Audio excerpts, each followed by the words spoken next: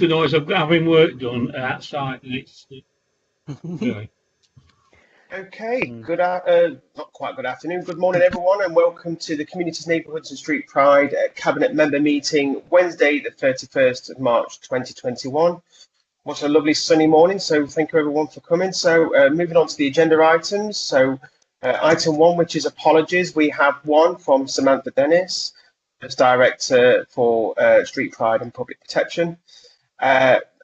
2, which is late items to be introduced by the Chair. There are none. Item 3, which is declarations of interest. There is none from myself. And then moving on swiftly to item 4, minutes of the meeting held on the 16th of February 2021. And it does seem such a long time ago since we had that meeting. I am happy to approve those minutes. Okay. So then moving on to item 5, which is Public Protection Service Fees and Charges 2021-2022. And I believe that's over to you, Elizabeth. Oh, I think it's coming to me, Chair. And then Elizabeth on the appendix, yeah?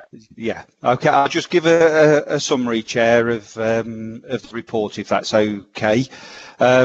Basically, the purpose of this report is that Public Protection do review their service charges annually. They review the fees and take into account the cost of delivering those services and any efficiencies that might be incorporated. Most of the fees and charges are statutory based or on cost recovery basis. So where there are discretionary fees and charges, they are set using comparators against the sector that we operate in, for example, pest control. The proposed fees and charges are set out in Appendix 1 of the report, and I just want to note, Chair, that the fees and charges were not set or increased in 2021 due to the COVID pandemic and resources being deployed elsewhere. So these fees and charges are set against that backdrop, but are taken where appropriate inflationary increases and any income targets or pressures that the service may have. Just to note as well, the licensing functions and are covered by licensing committee, and bereavement services and housing standards, which are also part of public protection. Their fees and charges are set by separate cabinet member meetings.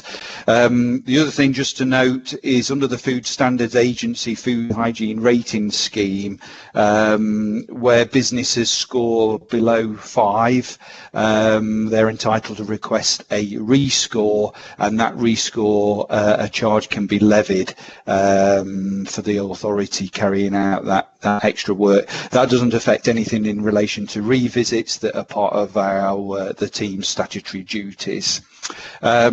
So the new fees and charges, any new fees and charges, sorry, have been introduced. They're identified in the information column contained in the Appendix 1 attached to the report. And in essence, the recommendation, Chair, is to approve the fees and charges for 21-22 as set out in Appendix 1. Very much for that, Doug. That's much appreciated. We do have 2 fellow councillors on this meeting with us, and I'm just wondering if they would like to add anything or anything they would like to raise. Sorry about that, Tam. I've been trying to get the paperwork up, but anyway, on my other phone, but I'm struggling. But basically, no, I think we needed to do it. It was frozen previously, and I fully understand the reasons why we're doing it, and that.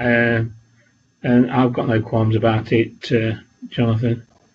Thanks, Paul. That's much appreciated. I noticed Councillor Shiraz Khan is with us on the call. Do you have any questions or queries? Oh, morning, Jonathan, everybody. Yeah, no queries actually. Like Paul, I mean, any charges that are necessary, we shouldn't be sort of, complaining about. And as long as these charges are beneficial to sort of people in general, they can see that we've been spending this on the betterment of, whatever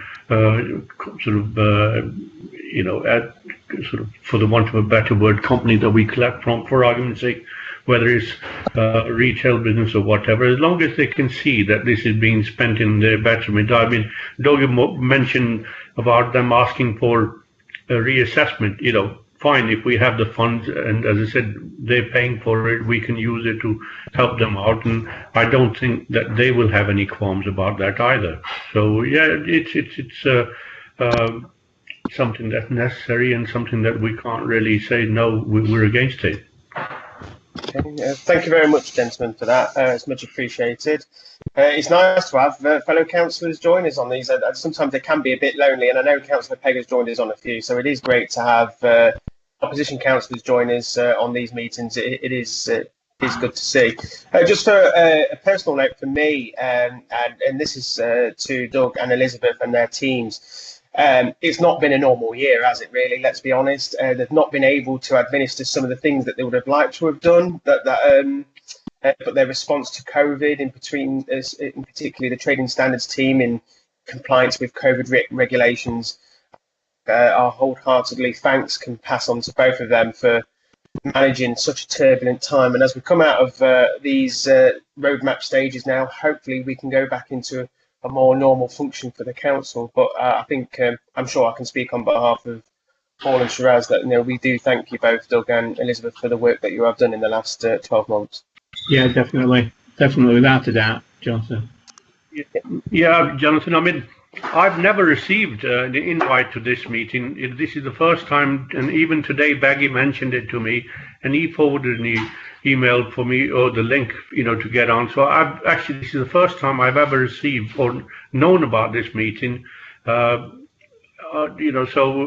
I can only say that I agree with you and Paul in terms of the officers doing their best, and congratulate them on them. But personally, this is the first time I've ever been told of this meeting.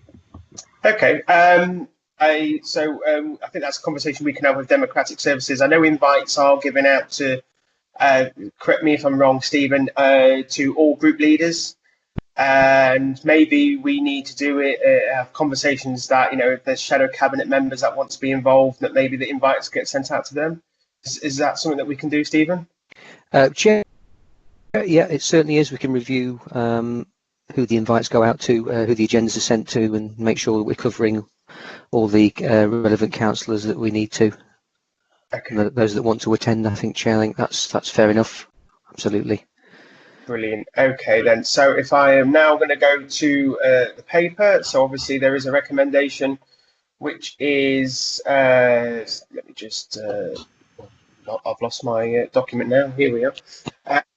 It is recommendation, I've lost it now altogether.